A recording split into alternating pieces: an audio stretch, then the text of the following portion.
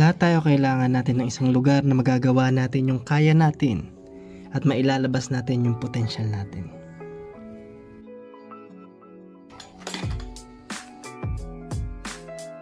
Hi, I'm Gab Bueno. Sa videong ito ipapakita ko kung paano ko dinesign, pinlano, binild ang office na gusto ko para sa pagtatrabaho ko. Ang goal ko magkaroon ng maayos na office, malinis, presentable, minimal, at magiging komportable kapag ginamit mo ito.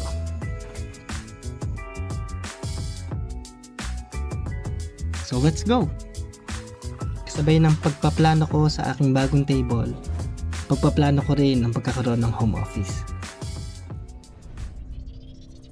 Tinanggal yung mga gamit para mapinturahan yung loob ng kwarto. Kabado pa nga ako nito kasi lahat ng gagawin ko dito ay first time. So kailangan natin masilyahin kasi sobrang pangit ng dingding, napakadami niyang bitak. Kailangan ng pasensya at maximum effort para matapos ito. After that, pintura.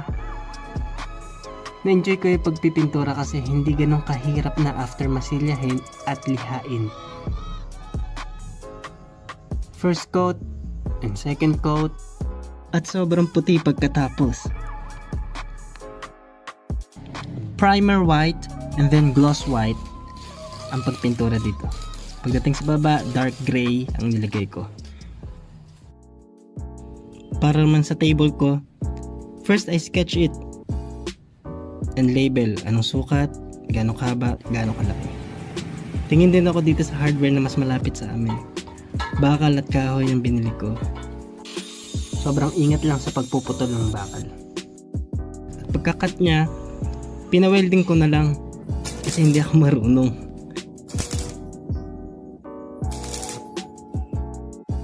Para maging presentable yung base, pininturahan ko ng primer gray at top coat na white.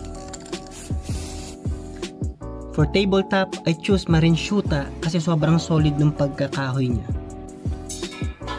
After maitayo yung base, time to sukat na and lagari para sa ating mesa.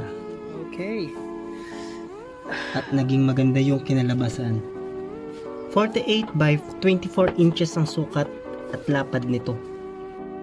Sobrang ganda nung after niyang magawa. Oo, budget meal siya pero napakatibay niya. Nakuha nito yung pagdidesign ko at naging maganda yung kinalabasan. For PC setup, wala ako nun. Meron ako laptop na ginagamit ko sa pagtatrabaho, sa pagbabrowse, sa pag-i-edit, at sa mga bagay-bagay na pang-office. Before, I use cheap mechanical keyboard, wired, and mouse, kaso madalas namamakat. Kaya I choose to Xiaomi wireless with mouse, at sobrang quality niya, ang ganda ng keyboard, ganda ng tunog, swabe siya sa pagiging minimal. Pagdating sa mouse, hindi ko siya gusto kasi maliit. Kasi malaki yung kamay ko, kaya I switched to ergonomic mouse. The vertical mouse na perfect for my everyday work and study. Ang sarap niyang hawakan, tapos hindi nakakangalay sa mas mahabang panahon na paggamit nito. Kailangan ko ng computer pad para maingatang hindi magasigasan at hindi masira yung table kasi hindi pa siya nalalangisan o nababarnishan. Sa pagtatrabaho na nakaupo ng mas mahabang oras, kailangan ko ng mga bagay to support my posture. A perfect chair and a monitor stand. Meron akong video in-upload sa channel na ito kung paano ko siya nabili at paano ko siya in-unbox at ni-review. Sa monitor stand, hindi mananatiling nakasubsob yung ulo mo kapag nagtatrabaho. Nakataas pa rin kaya walang ngalay. Ginawa ko ito for future PC setup kaya mahaba din siya. Ang kagandahan na ito, may bulsa sa ilalim na mailalagay ko yung keyboard at mouse.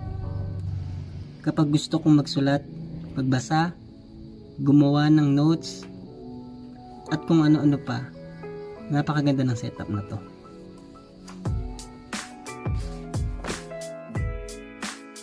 As a pastor, and online tutor, may mga bagay na kailangan akong nasa tabi lang kapag kailangan ko ay makukuha ko.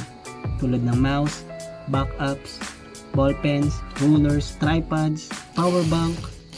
Kaya gumawa ako ng shelf sa bandang taas ng mesa. DIY lang din ito. After that, pininturahan ko at naging maganda naman.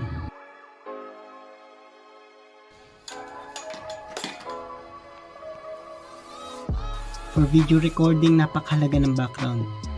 Kaya nilagay ko yung mga bagay na nagre-represent sa pagkatao ko.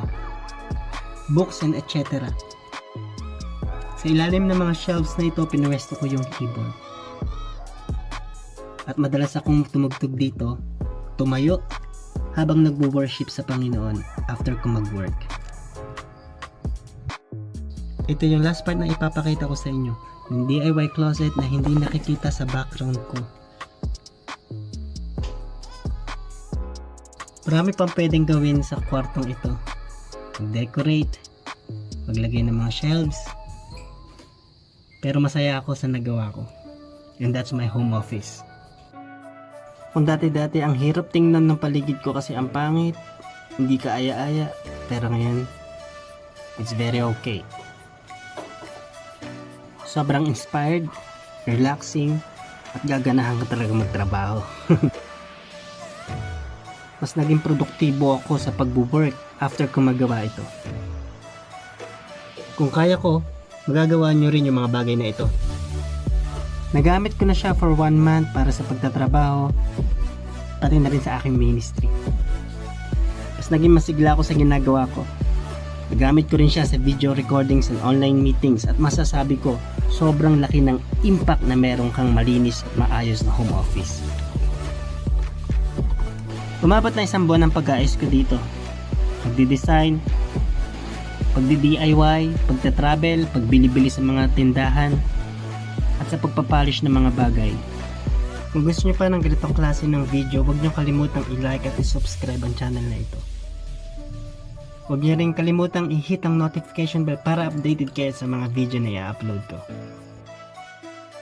Salamat sa Panginoon dahil binigyan niya ako ng lakas para magawa ito. Salamat din sa inyo sa nakatapos ng video ito. Kung meron kayong tanong, lagay nyo lang sa comment at sasagutin ko. See you and God bless.